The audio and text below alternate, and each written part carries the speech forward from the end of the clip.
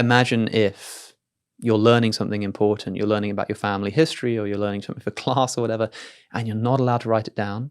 Yeah. And it's not written in a book anywhere else. You would probably put a lot more effort into remembering exactly what was said. That's true. And so burial properties is probably a word for it. I forget what it's called, but like ceremonial burying people with their documents, and that they were trying to rob a grave and then they came across them, and it's all a bit of a mess.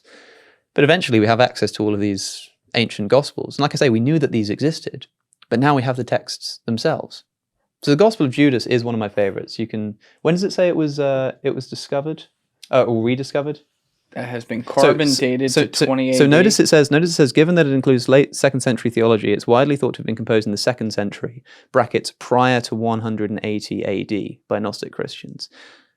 It's been carbon dated to 280 AD, plus or minus 60 years. So how do we know that it's prior to 180 AD? Because that's when Irenaeus wrote Against Heresies, and he mentions the Gospel of Judas. So we can carbon date it to 280 AD plus or minus 60 years. And then use the previously known information. But that's this copy that we have, right? Which is a Coptic translation. So when was the text originally written? Well, it's been mentioned. So there are multiple ways that we can sort of date documents, but the actual copies that we have, like the Nag Hammadi library, is probably, I think, again, these particular scriptures are dated to like maybe the 3rd to 5th century, maybe 4th or 5th. I can't remember exactly. But one interesting question is, well, when are these manuscripts from? Are they from the 4th century? That's cool. But when were the texts written? That's the most interesting question. And, they weren't originally written in Coptic. What language were they written in, and when were they written?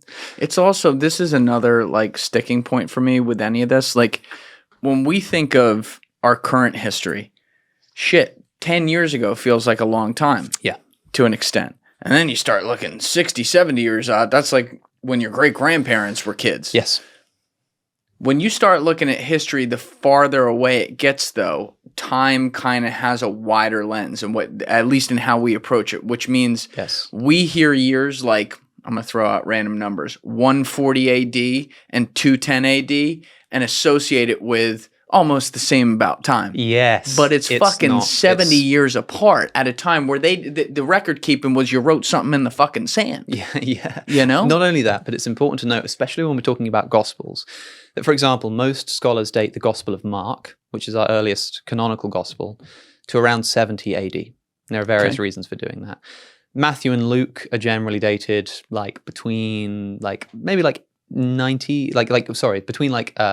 75 to probably 85, that kind of decade, 10 or 15 years after Mark. And they say Christ died in around 33 Around 30, AD. 33 AD, yeah. And so okay. John's Gospel is then probably between 90 and 100 AD. Now, compare that to suppose the Gospel of Thomas. Suppose we just proved beyond reasonable doubt that it was dated to 150 AD. Right? And that's probably around about when it was written, sort of 2nd century. Some people think it was dated earlier, but that's controversial. Suppose it was 150 AD. You might think, okay, John's Gospel's written in 90 AD, and the Gospel of Thomas is written in 150 AD. So roughly about the same time, right? So no big difference between them. But in this context, that could be the difference between an eyewitness to the events of Jesus' life still being alive and still being dead. Yes. If Mark is written in 70 AD, that's still 40 years after Jesus dies. Yep. But 40 years is a short enough time that people could still be alive. It could have been written by an eyewitness. It could have been written by someone who knew an eyewitness. That extra few decades is the difference between eyewitness testimony being possible and being impossible. So it does actually make a huge difference. Even on that thread, though, eyewitness testimony itself also changes naturally without people trying to lie or stuff. You remember details in a small way. The example I always give is the old experiment, I forget what it's called, where you put 20 people in a circle, you start with a story. Telephone game. Yeah, the telephone game. You whisper it in their ear and go down the lane, and it changed by 10% or something, or 20% by the end, through no fault of people other than just human error. And it's it's not to sit here and be a total skeptic about everything, but it's when you take something as law or canonical law, whatever you want to say, that's this is what happened 100%, we have the proof. It's all right, you are relying on I'm even talking about the ones where you still have an eyewitness testimony person alive, right? Mm-hmm. Forget the other ones you point out where you don't. Yeah. You are relying on the word of flawed human beings, which we all are, to assume that everything that was said is how it is. And we even see that some of these people are coming up with different versions of the same thing who lived at the same time. Yeah. Yeah. I mean, it's a common analogy that's given is the telephone game. Bart Ehrman talks about this a lot. I do think that it's not wholly appropriate for something like the Gospels, because the point of the telephone game is you only get to hear it once. And the fun is that you then have to hope you hear it right and pass it on. And you're kind of trying to make it go wrong because that's why it's funny. With important traditions, you pass it on and you check you've got it right. So you're going to tell me something, I'm going to say, I'm going to repeat it back to you. You're going to correct any misunderstandings. I'm going to make sure I have it memorized, and then I'm going to pass it on to my children, for example. And so the oral transmission of religious traditions, I think, is a lot more reliable than people often realize, because, like you say, this was the only way that information is transpired. Like, imagine if you're learning something important, you're learning about your family history, or you're learning something for class or whatever, and you're not allowed to write it down. Yeah. And it's not written in a book anywhere else. You would probably put a lot more effort into remembering exactly what was said. That's true. And so that's passed down a lot better. But I am suspicious, for example, when people say we have so much of Christology, which is the study of the nature of Jesus, relies on his exact words. Like it says in the Gospels that Jesus used this phrase, and this is really important. Why did he say that instead of this? When it gets that specific, I get highly suspicious, right? You're listening to me very carefully right now, right? You're paying attention to the words I'm saying? Of course. Okay, excluding the sentence I just said. Can you repeat my previous sentence to me? Word for word? No. No. Can't even come close. You probably couldn't even really paraphrase it very well. But you're paying attention quite well. I am transcripting the information you have and translating it into understanding what you're saying versus the exact words and lingo and prepositional phrases you're using to land it there. Exactly. And so you can't remember the words that I spoke 20 seconds ago. And I'm expected to believe that the gospel authors, who were writing at best decades after the death of Jesus, remembered the exact words that he'd spoken. I'm not convinced of that. There is an idea that people had been traditionally like remembering the words that he'd said and passing them on to each other and sharing them and authenticating them against different independent traditions, and that can be true. But when it's as important as in this particular instance, did Jesus call himself the Son of Man or a Son of Man? And that actually makes a big difference. Yes. Then I think we need to be a lot more suspicious. Hey guys, if you haven't already subscribed, please hit that subscribe button. It's a huge, huge help. Thank you. There are, to play devil's advocate on some of that though, in our own lives, forget even something as serious as like Jesus or a historical figure, in our own lives, you may listen to someone talking with you for an hour, right? Yes. And you're talking about something serious with them.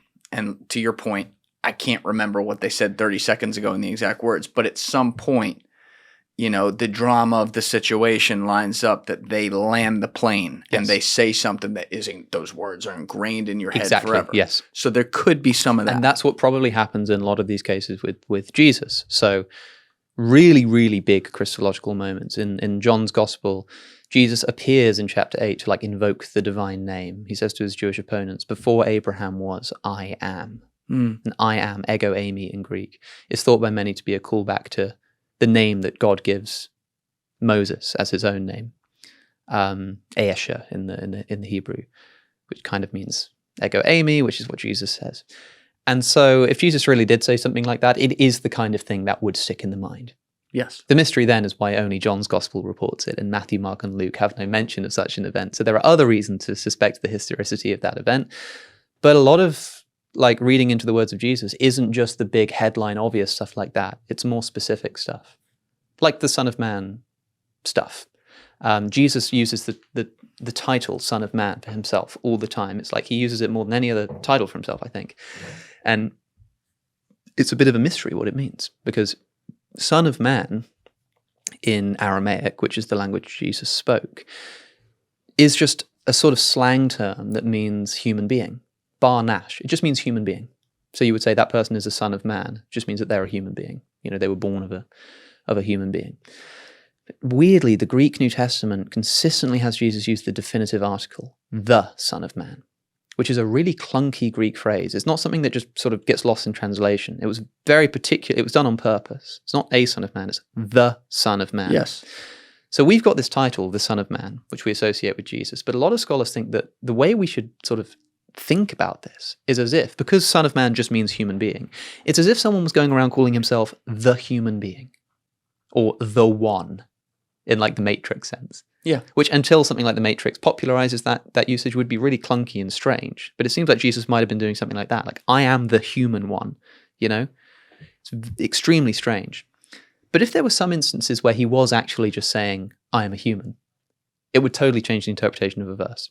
So, for example, have you ever heard the phrase, the Sabbath was made for man, not man for the Sabbath? Have you ever heard this before? I don't think so. No. So the Sabbath is supposed to be a day of rest, right? It's the seventh day of the week.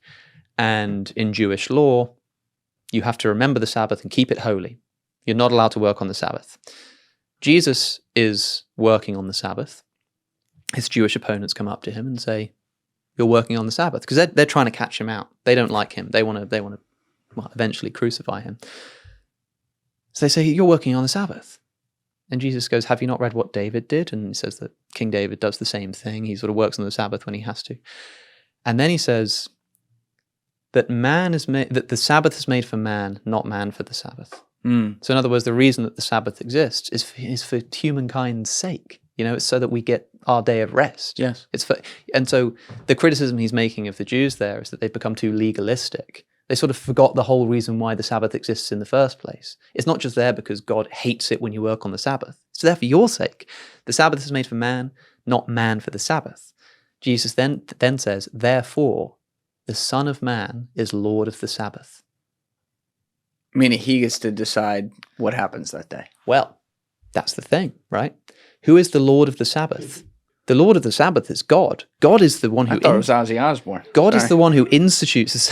yeah, he's the other Son of Man. Fuck. In the Gnostic Gospels, they associate Ozzy Osbourne. The person who institutes the law about the Sabbath in the Ten Commandments is God. So God is the Lord of the Sabbath. But here's Jesus saying, the Son of Man is Lord of the Sabbath. Me, the title I'm using, the Son of Man, I'm the Lord of the Sabbath. So he's claiming to be God.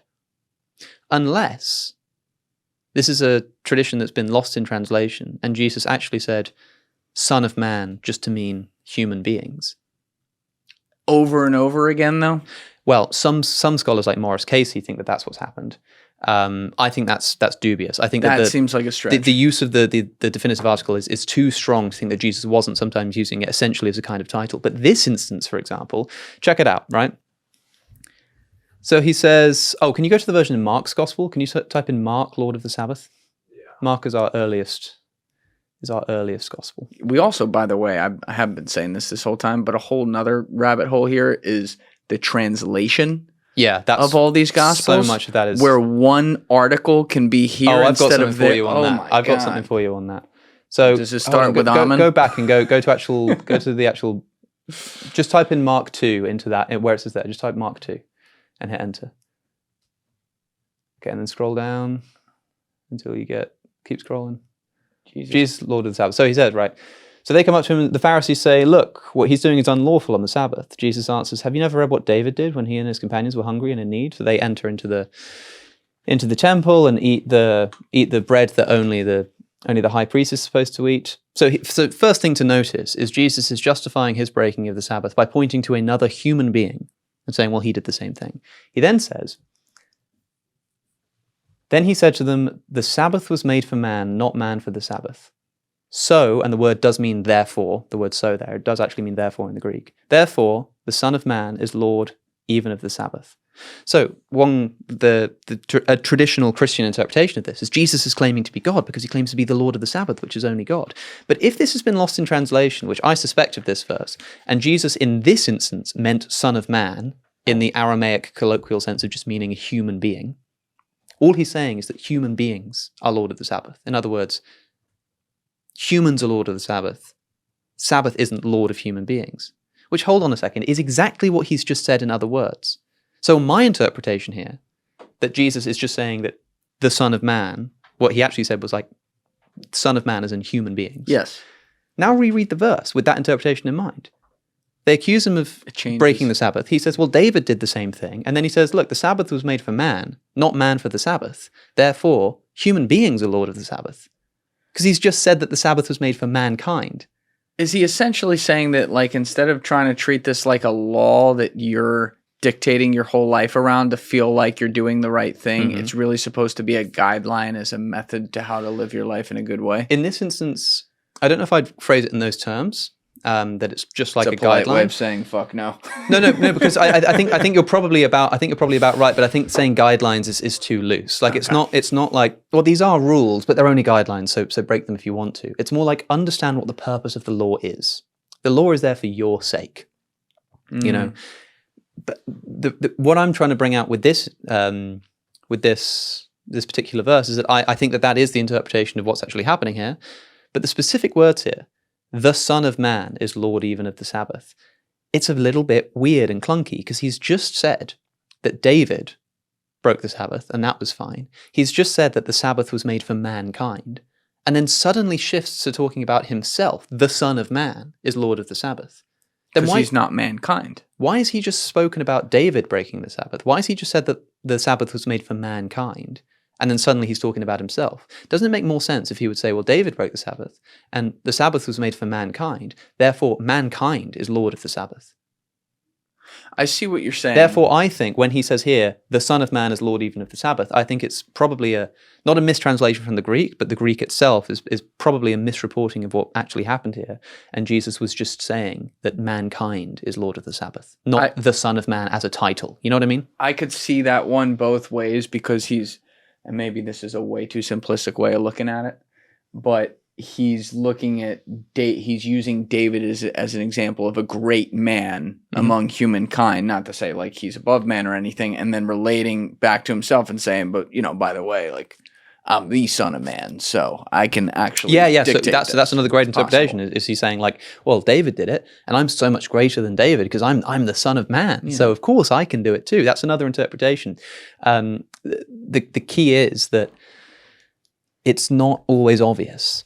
And a lot of it has to do, the reason I brought this example up is because, by the way, I might be wrong there. Maybe this is an authentic tradition and he really did say the Son of Man, meaning himself is Lord of the Sabbath. That might be true. But the important thing is here that there's a lot more room, in my view, in an instance like this, for someone to have slightly misremembered what he said. Thank you guys for checking out this clip. If you haven't already subscribed, please subscribe and hit the like button on this video. It is a huge, huge help. And if you'd like to check out this clip's full podcast episode, that link is in the description below or right here. And finally, you can follow me on Instagram and X by using the links in my description below.